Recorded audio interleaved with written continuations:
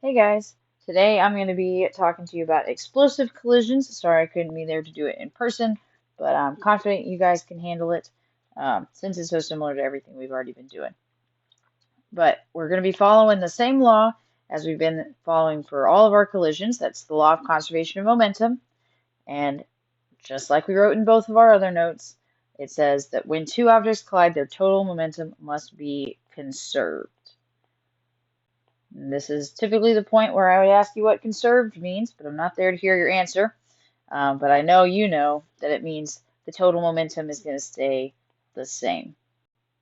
And since we're using the same law, we're using the same equation. And that equation is m1 times v1I plus m2 times v2I equals m1 times v1F plus m2 times v2F. If I'm going too fast for you to write it down, it's up there on the board, and you can catch it in a minute, but it's the same equation we've been using for a while. And once again, we've got the same three options for the collision scenarios. The first one we learned was the elastic case, and in the elastic case, it bounces. The second one we learned was the inelastic, and that is where two things collide and stick together. And then the very last one, the one we're doing today, is the explosive case. In the explosive case, they start off together and then they're going to split. And we'll see some good examples of that today in our questions. Now, in the explosive collisions, things are a little bit different because kinetic energy is not conserved again. Okay, kinetic energy is not conserved. The total amount of motion is not the same before and afterwards because it's actually added. Okay, so for example, if I was there whacking my carts, I'd start off with two carts that are next to each other, and then when you hit the plunger, it causes the motion to start. And in that case, it started off with no kinetic energy and it gained a whole bunch. We can see that again in a new example with a cannon. Cannon is a classic example of an explosive collision. So we're going to draw the before and after for that here. We're going to not do the carts today, we'll do a cannon. So this is my best attempt at a cannon. There's the wheel and there's the barrel, and we'll have the cannonball inside the cannon down there. Now you could draw it at the top of the muzzle if you wanted to, but really it's down there inside the cannon. So right now in the beginning of this, has a velocity of 0. Now, it is possible the cannon could be moving when it fires, and we have some questions where they start off with some motion, but right now we're going to start off with none, a velocity of 0. And then it's going to explode. Here's my explodey symbol. And afterwards, you're going to have the cannon and the ball separate. The ball is going to be going one way, and the cannon actually recoils. If you don't believe me, here's a nice GIF of a cannon. And yes, I pronounced it GIF instead of GIF. That's how the creator intended, so that's what I'm sticking with. And you can see the total momentum here would be conserved. You had 0 momentum in the beginning because nothing was moving, and then afterwards you've got a positive momentum for the cannonball and a negative momentum for the cannon. Those are going to cancel out back to 0. So your momentum is conserved and stays the same, but you have no kinetic energy here in the beginning because there was no motion, but you have a lot of kinetic energy here in the end because both of those things are moving and have the kinetic energy. So that energy is added in this case. Now, our thing that we're going to need when we're working with problems today is this bottom idea here that says the initial velocity of the two objects has to be the same. And that's because they start off connected. They're together, so they have to have the same velocity. It's going to mathematically work exactly like the inelastic collisions where they ended with the same velocity. We're just going to have it on the initial side of the equation be the same. So let's go flip on over to the back to do some examples. Today we've got a 58 kilogram ice skater. We can have Ryan Reynolds again. He's lost a little weight though. He's 58 kilograms today. He's gliding along at 5 meters per second while holding a 2 kilogram ball. He then throws the ball forward at 15 meters per second, and the question is going to be how fast is the skater, Ryan Reynolds, going after throwing the ball? Just like we've been doing, we're going to start off with a before and after drawing. Before the collision, quote unquote, it's really before the explosion, we've got the skater holding the ball, and they are gliding along at 5 meters per second. So I'm going to assume that you guys are going to stick with convention and want our people going, or our person going to the right at 5 meters per second. So that's a positive direction. And then afterwards, the skater is going to throw the ball forward. So we'll have the skater and the ball separate. The ball gets thrown forward, which is to the right here, 15 meters per second. Now, what do you think happens to the skater? Well, either the skater's going to slow down to compensate for the extra momentum that the ball gets, or the skater's going to completely turn around. It just depends on how much momentum goes into the ball. So we'll see how it turns out when we do our math. Now, object one, I'm going to choose Ryan Reynolds to be object number one. Not that Ryan Reynolds is an object, but we got him for object number one. Object number two we'll do as the ball. I'm not there for y'all to tell me the givens, so I'll just write them in. For the mass of the skater, Ryan Reynolds, we have 58 kilograms. Tells you right here in your question. And then your initial velocity, VI1, is 5 meters per second. And that's going to be for both objects, but we're just working on object one right now. And the question is asking how fast the skater is going after throwing the ball. So we're looking for that V1F. That's our question this time. Now for the ball, we have everything we need. Mass of the ball is 2 kilograms. The initial velocity of the ball is the same, 5 meters per second, that Ryan Reynolds was going, because Ryan Reynolds was holding the ball before he threw it. And then our V2F, it tells us in the question as well, forward at 15 meters per second. So that's going to stay a positive 15 meters per second. And we're all good to go on the equation. Now, if you need to write that equation down again, it is M1V1I plus M2V2I equals M1V1F plus M2V2F. Trying to write small there so it didn't run into Ryan. Then you're going to plug in all your numbers.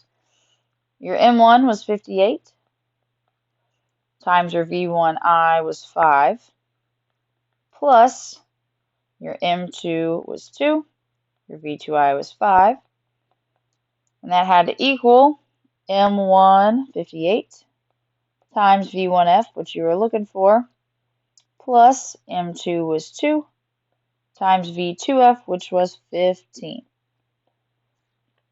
Now from there, we're just going to have to do some arithmetic and algebra to whittle our way down to the V1F. And I trust in y'all's handy calculator skills, but once again, I am not there, so I can't hear your answers. I'm just going to talk us through it. We're first going to do 58 times 5. 58 times 5 is 290, plus 2 times 5, which is 10. So that together, I'm going to go ahead and erase that and replace it. That together is going to turn out to be 300 over there on your left-hand side. And then on the right here, we've got 58 times V1F plus 2 times 15 is 30.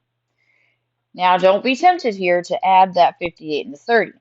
The reason you can't do that is because there's the V1F right there multiplied by the 58. So the 58 V1F and the 30 are not like terms. You can't add them together.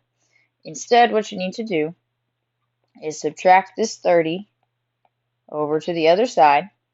300 minus 30 is 270. And that equals 58 times V1F. And then your last thing that you're going to have to do is divide. You're going to divide by 58. on both sides. And then somebody with a calculator is going to do it. I'm personally having to pull up my calculator right now. I can't do that one in my head.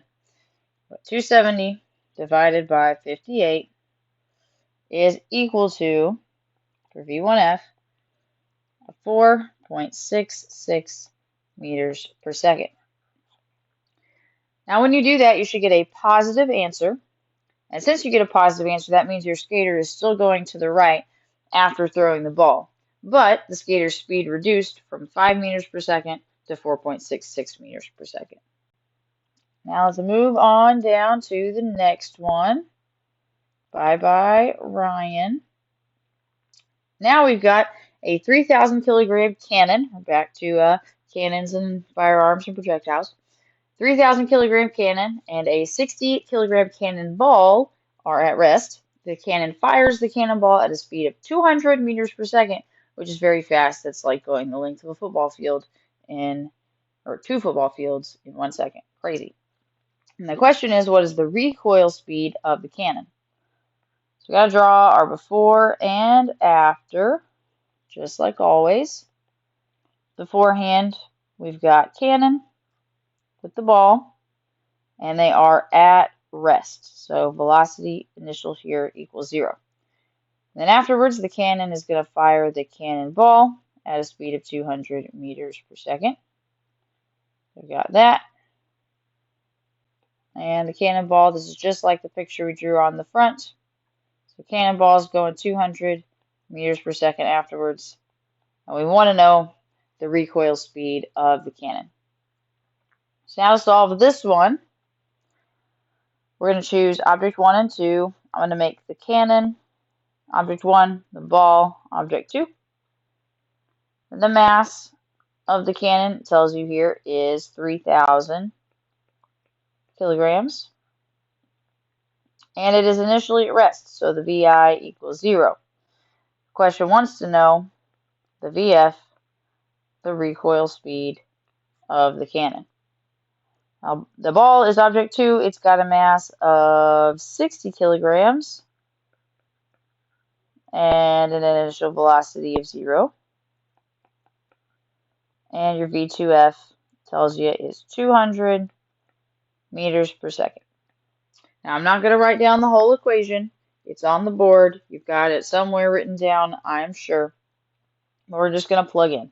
It starts off with M1, which is 3,000, times V1I, which is 0, because it wasn't moving, plus a hefty 60 for the M2, times the V2I, which is also 0. So you can see that whole side, since they're both multiplied by 0, is going to come down to nothing, which makes sense because beforehand there was nothing moving, so there is no momentum. And then on this right-hand side, we're going to have M1, 3,000, times the V1F, which is what we're looking for, plus we've got 60 for the cannonball, times a whopping 200 meters per second. Now over here on this right-hand side, we can't really do anything with the 3,000 V1F at first, but we can multiply 60 times 200, which is 12,000.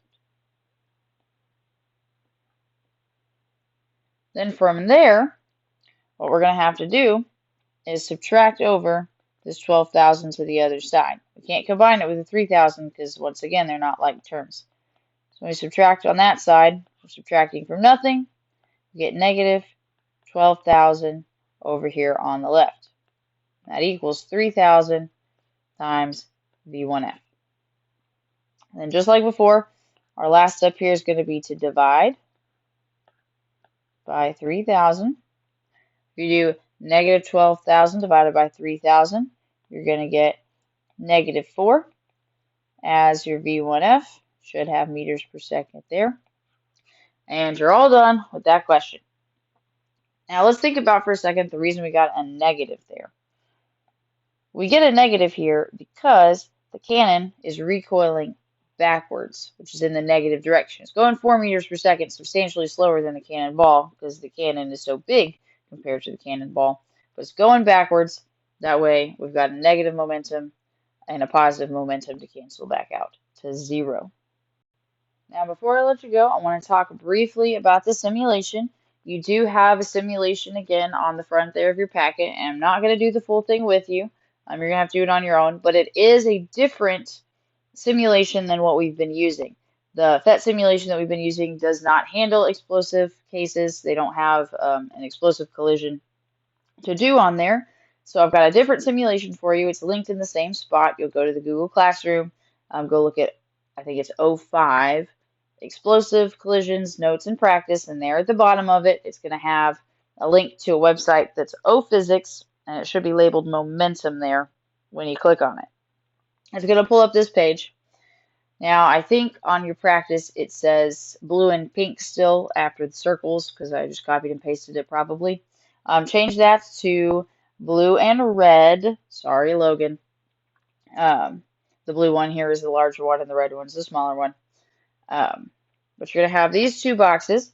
When you click run, they're going to move and explode. Okay? And then it's going to tell you all the information, but the information is kind of in different spots than it is there in our regular simulation. So I'm going to point it out to you. Down here on the bottom, you've got a spot for the mass of the red box and mass of the blue box. Those are sliders that you can slide around, okay? Anywhere between 1 to 5, I think. And then here you can set the initial velocity of the boxes to be anything from like 0 to 10, okay? So you can start them off at rest, you can start them off moving, whatever you like to do there. And then up here, it's going to give you the information about the red box and the blue box. It tells you the initial P red, that P is for momentum. So there's your initial momentum and your initial velocities. Over on this side, it tells you the same thing for blue. It also has an additional thing here that says initial kinetic energy. And then you can click run, and then it's going to go for a minute, and then it'll explode. Afterwards, you can pause it, and it's going to tell you the final information in the same spot you saw the initial, but a little bit lower down. Okay, so it'll say velocity of red box here, final momentum red, final kinetic energy red. Same thing over here. We'll have velocity of blue, final momentum of blue, and final kinetic energy of blue. Not that you need to write the kinetic energy down or anything. So you're going to fill out the table for the simulation on the practice the same way we've been doing for a while. It's just that information is going to be a different spot. Now that gives you 3 simulation trials to do. Play around with it. You can work together for that for sure. And then you're also going to work on your practice. There's 4 questions to do. I'll have the answers displayed in Google Classroom and then also up on the board. So you can be checking those as you go. And then Mr. Reynolds, who's our sub, should have the quiz code for you. I've left it in the sub notes so that you can go show him your finished practice, and he'll give you the quiz code so you can go take your quiz.